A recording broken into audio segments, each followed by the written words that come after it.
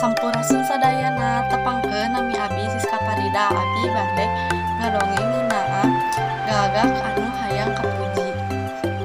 Aya gagak malin dengdeng ti pamoean gelebar hibar bari ngaheum-heum dengdeng teh kana tangkal dadap sisi lembut. Kabeneran harita katangeuneun ku anjing kacida kabitaeunana da puguh kabekina. Kusabab kitu ku anjing disamperkeun tapi sanggeus anjing aya di handapkeunana boro-boro ditanya teu direret-ret acan. Anjing mikir, pikaleen supaya dengdeng teh kapimilih ku manehna saenggeus manggih.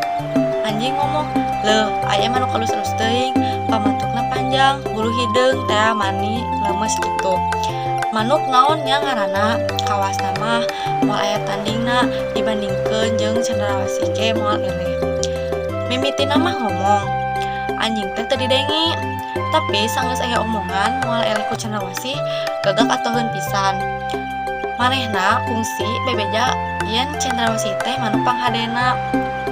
Tapi cek anjing manehna moal eleh. Kitu nu matak manehna ngarasa ngeunah ka pumuji anjing. Malah cek pikirna deui asa hayang ngabagi dengdeng jeung anjing. Ngan kusabab hese meulahna kahayang teu ngalaksanakeun.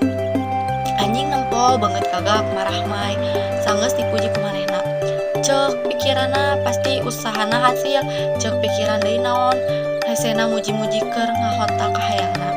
Kusabab kitu pok deui anjing, lamun daekeun mah hayang nyobat jeung manuk nu sakitu lucuna ngan rumasa sorangan mah satohina saumur-umur kudu ngadunungan sare digolodog najan manggih hakanan oge absesaan.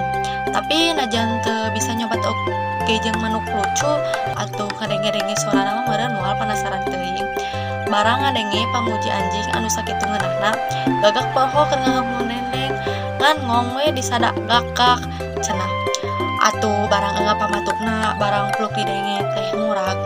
Anjing gancang nyatok dengdeng teh murag tuluy dihakanna dinu bala.